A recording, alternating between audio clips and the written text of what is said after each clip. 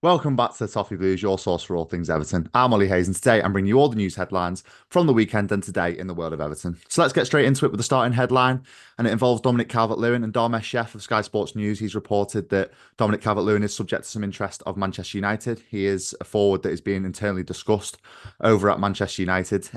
This for me is an interesting one. It obviously comes with around a lot of speculation surrounding Dominic Calvert-Lewin, and coupling this as well with the Mail, they reported yesterday that Chelsea were also interested in Dominic Calvert-Lewin. So, it's definitely an interesting timing. We've heard a lot of speculation in the last couple of weeks surrounding Dominic Calvert-Lewin and his contract situation, whether he will be leaving Everton this summer, whether he'll be leaving in January, or whether he will be leaving on a free next summer. So yeah, there is a lot of rumours going around about Dominic Calvert-Lewin. And it is also interesting timing with the Everton interview that they posted yesterday.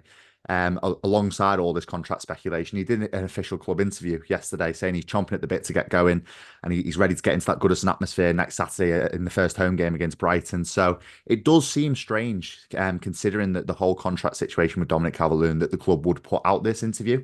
But maybe it shows that they're not as worried as some people are speculating about Calvert-Lewin and about him staying longer than next summer. But Dyche was also asked after the 1-1 draw with Roma on Saturday at Goodison Park. He was asked whether he was concerned on the Calvert-Lewin situation in terms of his contract. And Dyche was pretty quick to play those rumours down. He was pretty quick to say that we weren't in any urgent financial trouble concerning Dominic Calvert-Lewin's situation, and we weren't in any immediate danger that we had to sell him before the 31st of August, before the end of the transfer window. So I think you can read that two ways for me. I think Dyche, one, is quick to play down any speculation, any outside noise which might be affecting the squad, and obviously a potential exit of Dominic Calvert-Lewin.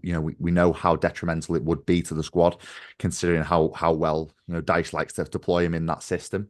So that's one way you could look at it, but also maybe he might be, you know, genuinely not worried about the Dominic Calvert-Lewin situation. He genuinely might not be worried, and he might be, thinking that Calvert-Lewin is going to sign the contract and stay beyond next summer. But this one, we need to wait and see how this develops. For me personally, I think I'd like to see Calvert-Lewin stay. I wouldn't like to see him leave in a manner like an Anthony Gordon or Ross Barkley. And I think it's probably, quite quite quick to jump the gun at this stage, saying it would be an exit like that. But I think if he does sign the contract, he could go on to be Everton's top goal scorer in the Premier League. I don't think he's far off that of Romelu Lukaku's record. So I think it will be interesting to see how this develops before the end of the window. I do think there will be some movement in that, but let's see how it develops. But on the topics of outgoings, Footy Insider today have reported that United are back in for Jarrad Branthwaite. They have reopened talks with Everton for Jarrad Branthwaite in a potential transfer to Manchester United, with a £60 million bid being the rumoured fee, which United are ready to return with. This again for me does seem a little bit out the blue. With United signing Lenny Yoro, they've signed Matthias de Ligt now, I think from Bayern Munich. So they have signed two world-class quality centre halves there. Would they need a third in Jarrad Branthwaite? I'm not so sure. I know Lenny Yoro does have an injury which will rule him out probably till the new year. But that being said, I still think that Manchester United are saturated in centre half.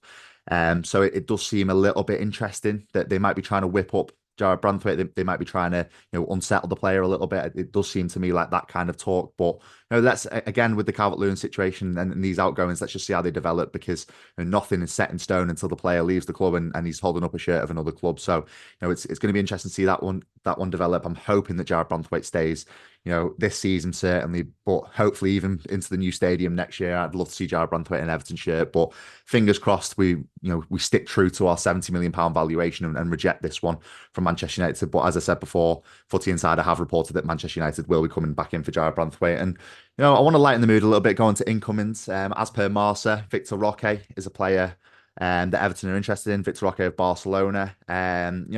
He's another one for me that seems similar to Jesper Lindstrom. He's a decent player who's gone to a top club abroad and not really hit the heights that these clubs would have wanted. So they might be looking for an exit. And as I said before, Marca have reported that Barcelona will be looking for €30 million for Victor Roque. He's a player that scored 2 goals in 14 appearances last season for Barcelona. So he's not prolific in front of goal. Maybe he didn't get the opportunities that he would have wanted, but that being said, that's why I think it's very similar to the Jesper Lindstrom transfer, where a player that's fallen out of favour abroad would like to get their career back on track at a club like Everton. So I'm all for it. And if Everton can pull off a deal, I think it'd be fantastic. But this for me does pin largely on whether Dominic Calvert-Lewin or Beto or even Yusuf Chamiti would leave the club. I think it would be, very dependent on one of these players leaving. But we wanted to get your opinion. So we asked you on the Twitter poll, and 50% of you were in favour of Victor Roque joining Everton, with 33% unsure and 17% against. And for me, I think I fall in the four category. I'm definitely, I want to see young players join Everton purely for the fact of Jesper Lindstrom, Iliman Ndiaye, this ilk of player that, they've got a very high ceiling. Jake O'Brien included, they've got a very high ceiling. They've got a lot of potential. So why wouldn't we want to see them join Everton and try and ply their trade and try and get their careers back on track? But so, definitely for me, I hope we can get this on over the line. But as I said before, I do think it would largely pin on Dominic Calvert-Lewin leaving the club. But on to more incomings. MEN Sports, they've reported that we are still interested in Calvin Phillips of Manchester City, with Fulham and Ipswich also interested. Again, this one, I think it does seem to be flying around the rumour mill a lot recently, this Calvin Phillips deal.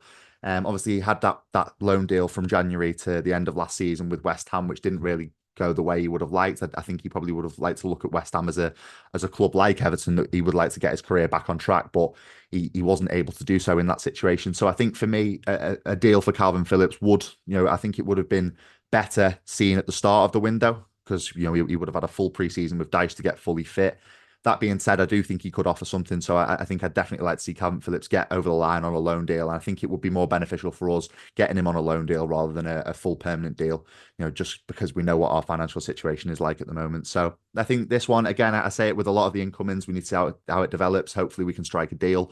Hopefully we can get a favourable deal on a loan for Calvin Phillips, and hopefully he can join the club. Hopefully we can see him in the Royal Blue of Everton very soon. But also, I'm going to go on to more incomings. Gazzetta have also spotted that Kevin Thelwell was in conversation with Roma technical manager Florent Gisolfi over a potential move for Tammy Abraham. Again, I said this with Victor Roque. It does feel very largely dependent on Dominic Calvert-Lewin leaving the club. I think a player like Tammy Abraham, you can't have him and Dominic Calvert-Lewin in the club. They're very similar in terms of how they like to win the ball in the air. They're very physical. They have got a good eye for goal, but also as well, they're quite quick. So I think Tammy Abraham, for me personally, would be a little bit of an upgrade on Dominic Calvert-Lewin. I know a lot of Everton fans might disagree with me there. But I personally like Tammy Abraham. I think he was unfortunate to leave Chelsea in the manner he did.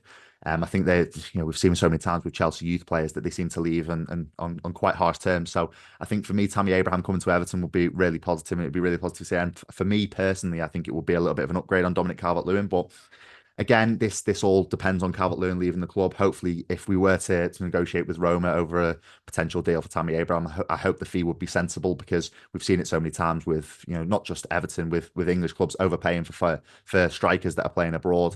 For me, it seems very similar to the Nicholas Fulkrug deal at West Ham that's recently gone through. I hope it wouldn't be like that. I hope we would get Tammy Abraham on a sensible fee, but as I said before, this feels very largely pinned on Dominic Calvert-Lewin leaving the club. And finally, Peter O'Rourke has reported our interest in Largi Ramazzani of Almeria. He was next Manchester United youth player, was Ramazzani, and he's done well in Spain since leaving. So again, this is one very similar to Lindstrom, very similar to Ndiaye, similar to O'Brien. It's a player with a high ceiling. It's a player with very good potential, and it's a player that we could potentially sign for a lower fee.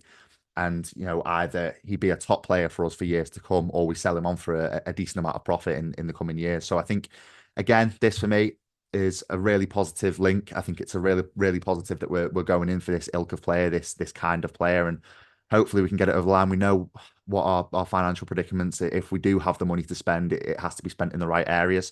So for me, I think this one, with the arrival of Jesper Lindstrom, Ramazzani being another winger, I think this will fall a little bit further down the pecking order. I think we would probably be looking at striker, at full back, or in centre midfield before we go for another winger. But that doesn't mean that we can't hopefully get a deal over the line and hopefully get a sensible fee. And as I said before, he's a player with a high ceiling. He's a player with decent potential. So we either keep him and he becomes a top player for Everton, or we manage to sell him for a decent fee in years to come. But moving away from outgoings now, and I want to move on to some more takeover news. Ed Aarons has told us that John Textor has bid for Everton to become majority shareholder of the club. So again, it does seem to be a name that's swirling around this rumour mill surrounding the Everton takeover situation. It does seem to be a name that keeps cropping up. Texter I think he's a minority shareholder in Crystal Palace, and he has made recent quotes suggesting that he would have to sell his shares in Crystal Palace to become majority shareholder of Everton.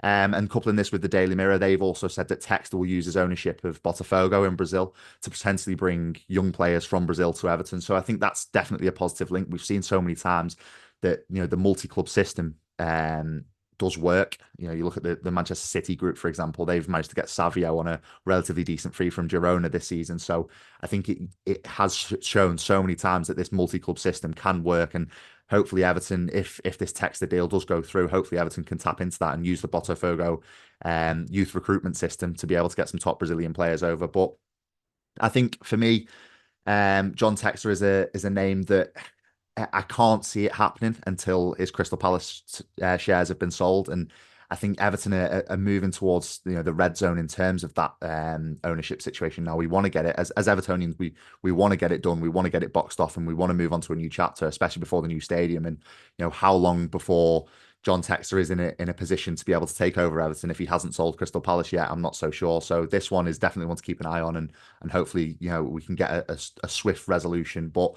no, finally it has been reported by Il Messaggero in Italy that the Freaking Group are now looking at purchasing a minority stake in Everton rather than taking over full control of Everton like they had the exclusivity agreement for. And they would be taking over around 30%, I think it is. I think that's the reported percentage that Everton, the Freaking Group will be taking over Everton. And I think, for me, it does seem like vultures are circling a little bit. It seems like groups that were once involved that, pulled out of the run-in are now circling and trying to get, little shares of Everton. It does seem very much like that, but I think we do just have to be patient with this one, Blues, unfortunately. And I know it's really difficult because we've been so patient with the takeover news in recent years. We've had such a rough time of it in terms of the takeover, but I do think we have to just be patient. It needs to be the right buyer for us, and it needs to be the right buyer for Farhad Moshiri, unfortunately, at the end of the day. So I think this one, we need to see how it develops. We need to keep patient with it, but it is positive to hear that there is names still in the running.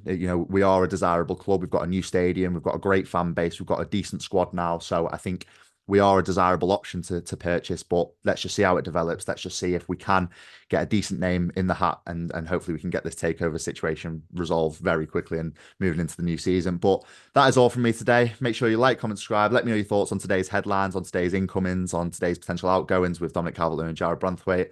And yeah, make sure you let me know your thoughts on those in the comments, but I'll speak to you soon.